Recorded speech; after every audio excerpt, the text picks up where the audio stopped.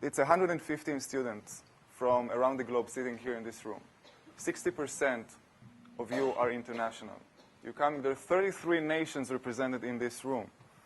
And those kind of mix of cultures create this very exhilarating, fascinating environment, but also very, very, very challenging for all of you. And I'm going to discuss about the personal, social, and academic aspects of being an international student here, starting with the personal. So I came from Israel 2.5 years ago to start this dual degree in journalism and business. And back home, I was a journalist, a senior editor in the second largest newspaper. And when I came here sitting in your seats, just like in a different building, I remember that I was like in this state of mind that is called shock. Now, I was in a total and complete shock. I was sitting right here, and I knew my name, I knew where I live, I knew what I have to do today and tomorrow, but everything was like kind of foggy. I was like walking in a cloud. I couldn't see it. It didn't feel like my life. Now, in retrospect, I realized that this is called culture shock. And while culture shock is experienced differently by different kinds of people, some things are still common, like sadness and loneliness and frustration and anxiety, and I had trouble concentrating at the beginning. And if that's not enough, I was also feeling left out and misunderstood, and eventually I started to really hate Americans.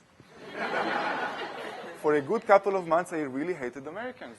And during that month, I was like, I couldn't deal with American students. I couldn't deal with domestic students. I was seeking the company of Israeli students because they were the ones I could relate to. They were the ones I could understand. And eventually, I developed like this extreme homesickness. I really, really wanted to go back home to mommy. It felt like this entire experience was a mistake.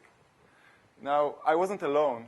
38% of the international students who are now in their second year say that they encounter symptoms of culture shock. Now, we asked this question after a year of school.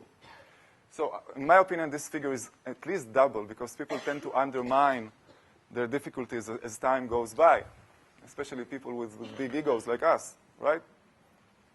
So I'm sure there are like some international students sitting here in the crowd and that didn't attend international orientation saying, culture shock? Me?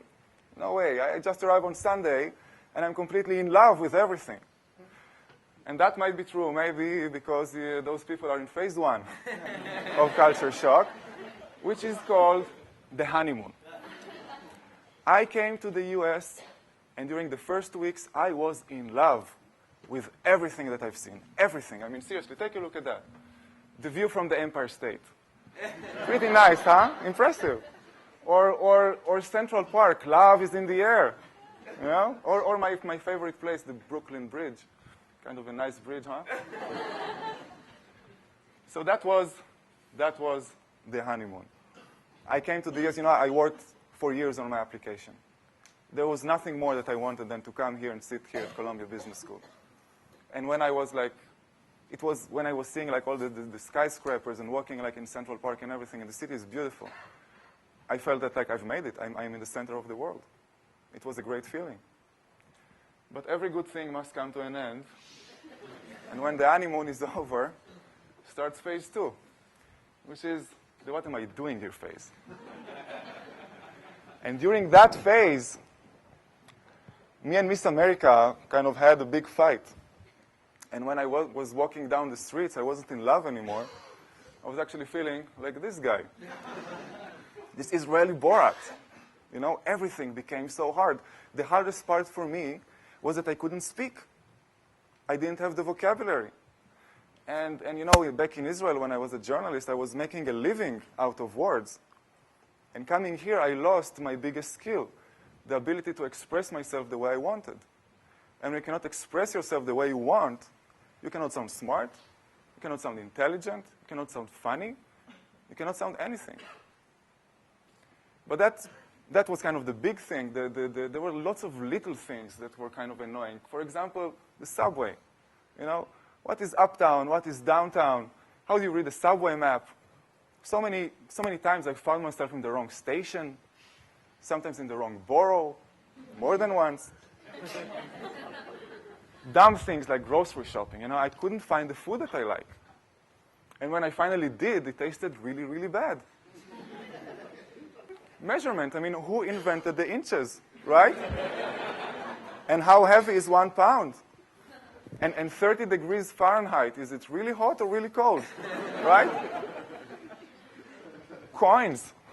I mean, what is the dime, what is the nickel, what is the penny? And how come that the dime is smaller than the nickel? And how come they don't have numbers on them, right? It's the only country in the world that has no numbers on the coins. But what bothered me above everything, beyond comparison, was the Americans. The Americans, not the president. I found the Americans to be so positive all the time. Always happy, even if they had no reason to be. You know? I felt this kind of plastic that I could not communicate with them because I was not getting like the real answer from them. So, for example, if you go to the second-year students here at Columbia and you would ask them, how was your summer internship? Seriously, do it. Everybody would tell you I had an amazing summer internship, even if they really hated it. And so many times people said to me, hey, Dan, let's have lunch sometime. And I would never hear again. Ever. Which eventually led me to the conclusion that all Americans are fake. And when I thought that all Americans are fake, there was like kind of this halo effect. I was also sure that they are distant and insincere and hypocritical and superficial because they are fake. And if they're superficial and distant and insincere, they're probably artificial and overly programmed and flexible and naive and loud, you know?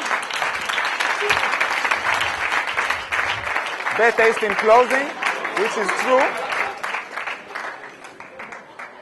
Now, you are laughing now, but for me, that period of time was very, very bad. I really, really wanted to go home. This entire experience looked like a mistake. You know, one of the strongest memories that I have from that period of time is that I lie in my bed just before going to sleep. And suddenly I feel the bed kind of shaking. And then kind of floats in the air and leaves my room through the open window and then flies east, crossing the ocean, crossing the Mediterranean, and lands in my old apartment in Tel Aviv. Now, that was a sweet dream. Now, around that time, you can see those little groups forming here at Columbia. The Mexicans with the Mexicans, the French with the French, the Dutch with the Dutch. And it doesn't really make culture shock disappear faster.